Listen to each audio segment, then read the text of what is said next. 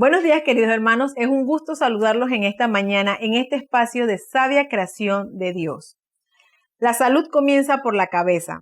Si quieres desintoxicar tu cuerpo, comienza por tu mente. En esta mañana, queridos hermanos, en esta cápsula de salud vamos a tratar la emoción de la ira. Pero antes de iniciar con la cápsula de salud, los invito a que meditemos en esta frase que dice de la siguiente manera.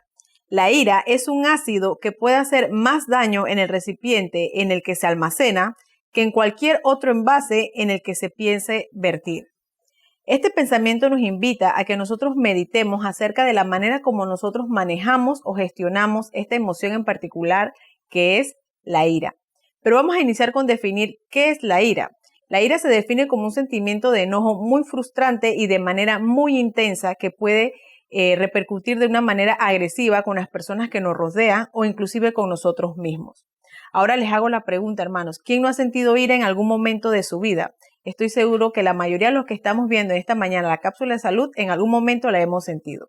La ira es una función básica del ser humano que se presenta en el momento en que el ser humano, las personas sienten una amenaza. Ahora, es importante que sepamos que también existe lo que se conoce como la ira pasiva. ¿Han escuchado el término de una persona pasivo-agresiva?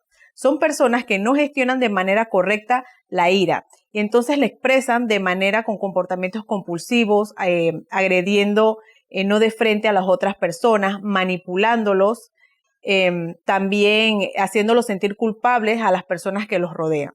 También sabían ustedes que la ira tiene consecuencias negativas en nuestro organismo. Vamos a ver cuáles son esas consecuencias que podemos encontrar o cómo se presenta en nuestro organismo y cómo nos puede afectar. La ira puede causar en nuestro organismo un aumento de la presión sanguínea, lo que en algún momento, cuando esto se convierte en una situación crónica, puede afectar también nuestras arterias. Se eleva el pulso cardíaco y se genera taquicardia. Se desequilibra el sistema inmunológico. Se provocan contracturas y dolores musculares y jaquecas. Comúnmente cuando vemos a personas que decimos que están muy tensionadas con estrés, presentan estas contracturas en la parte muscular, sobre todo en el área del cuello. Se acelera la respiración, provocando que en el corazón bombee con más intensidad la sangre. Aumenta la producción de adrenalina, lo que altera el equilibrio natural en el cuerpo.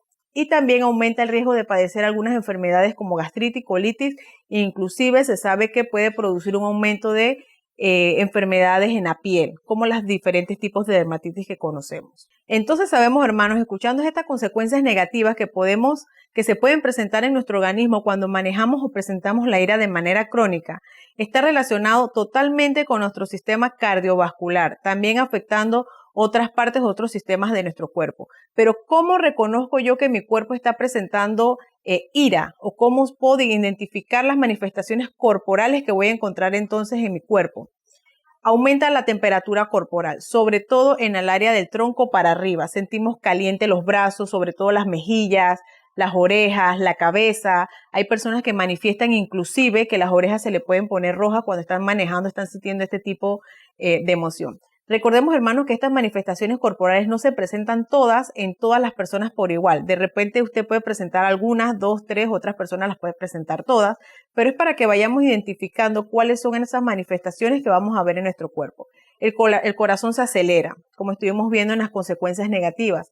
Los músculos se tensan, la respiración se agita, tenemos malestar estomacal. En el momento en el que nosotros estamos presentando esta emoción, todo lo que tiene que ver con el sistema digestivo prácticamente se detiene, porque el cuerpo se enfrenta ante una amenaza y tiene que responder. Es por eso entonces que el bombeo de la sangre ya no está dirigido a la parte digestiva de nuestro cuerpo, sino que empieza a dirigirse a las partes en las que el cuerpo necesita responder ante esta amenaza.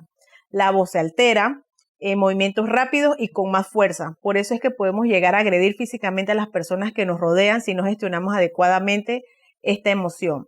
Y nuestros ojos se dilatan. Es importante, hermano, en esta parte del malestar estomacal, porque cuando las personas presentan esta emoción de la ira de manera crónica, son personas que a veces pueden presentar la gastritis, acidez en exceso en la parte del estómago, no digieren bien la comida, se sienten pesados, producen más gases de lo habitual, todo producto por no gestionar adecuadamente esta emoción.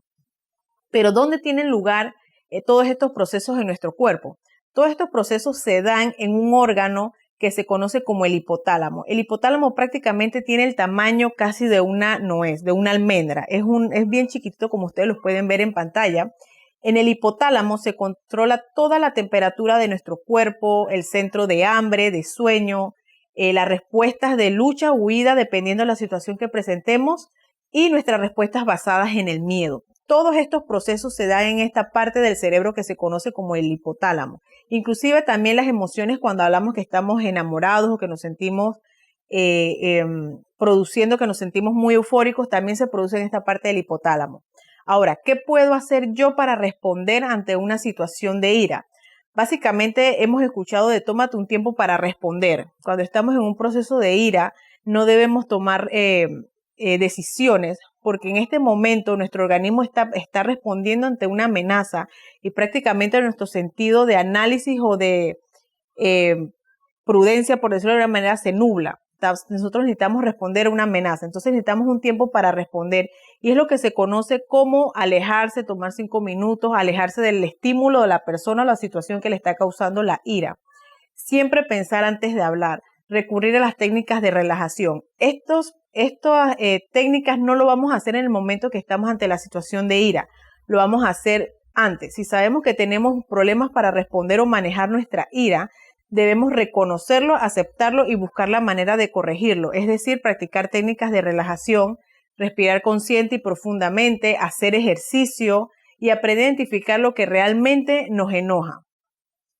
Ahora, la ira prácticamente puede dañar, como vimos al principio, no solamente nuestro entorno social, a nuestros familiares, a nuestros amigos, si no los manejamos de manera adecuada, puede afectarnos en el campo laboral si no gestionamos correctamente esta emoción. Pero realmente, hermanos, les hago la pregunta, ¿la ira es mala? ¿Es realmente mala esta emoción? Pues veamos lo que sigue a continuación. La ira no siempre es mala. De hecho, hay un tipo de ira que menciona la Biblia llamada a menudo como la justa indignación. Veamos un poquito más de esto. En Salmos 7:11 dice que Dios está airado, pero no quiere decir que Dios va a responder de manera agresiva o maltratando a las personas que tiene alrededor, sino que se refiere a una justa indignación.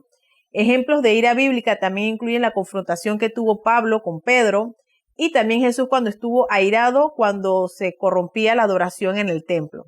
Vamos a notar que en todos estos ejemplos que menciona la Biblia, la ira no involucró una autodefensa, sino que era la defensa a otras personas o de un principio. Ahora veamos cómo la ira puede afectar al cristiano. Cuando la ira es motivada por el egoísmo, cuando el objetivo de Dios es distorsionado y cuando permitimos que la ira persista. Es decir, cuando nosotros nos rehusamos a gestionar adecuadamente nuestra ira o aceptar que otras personas nos ayuden en una situación en la cual estamos definitivamente, hemos perdido el control. ¿Qué nos recomienda la Biblia? La Biblia nos recomienda en Efesios 4:15-25 ser honesto y hablar con las personas que nos rodean. Es decir, que cuando nosotros guardamos, no expresamos nuestras emociones, no expresamos nuestros pensamientos, nuestras ideas, esto tiene que ver con la asertividad.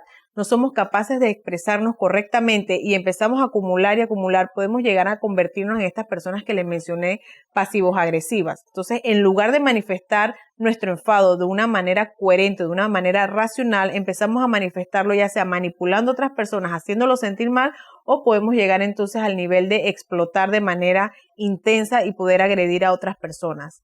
La Biblia nos recomienda ser oportunos y en esta parte también es importante al momento de expresarnos, guardar la prudencia y guardar el momento donde estamos, en el momento donde estamos relacionándonos.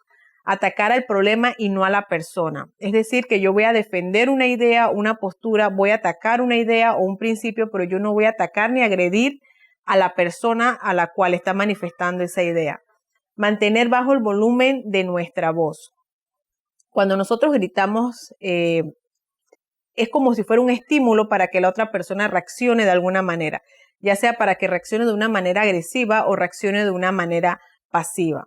Y actuar, no reaccionar. Todos estos principios que nos dice la Biblia que hemos visto en este momento, básicamente resumen lo que hoy la psicología presenta como la asertividad y las habilidades sociales. En Efesios 4:31 es muy claro cuando nos dice, sea quitada de vosotros toda amargura, enojo, ira y gritos, maledicencia, así como toda malicia. Básicamente en este versículo de Efesios se resume todo lo que son las habilidades sociales que hoy la psicología recomienda y pone en práctica. Particularmente busqué la definición de la palabra que dice maledicencia, y maledicencia se define como la manera o cuando uno habla mal de otras personas, básicamente lo que sería el chisme.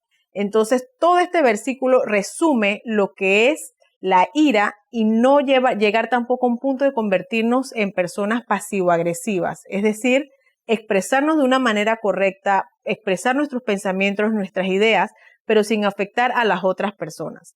Entonces, hermanos, meditemos en estos pensamientos que hemos desarrollado en esta mañana a lo largo del día, y si presentamos estas conductas de ira crónicas, recordemos que puede afectar no solamente el entorno donde nos estamos desenvolviendo, sino también nuestra salud. Meditemos en esto, pidámosle a Dios que nos ayude a poder encontrar el camino y la manera para poder gestionar adecuadamente nuestras emociones. Saludos y que tengan buen día.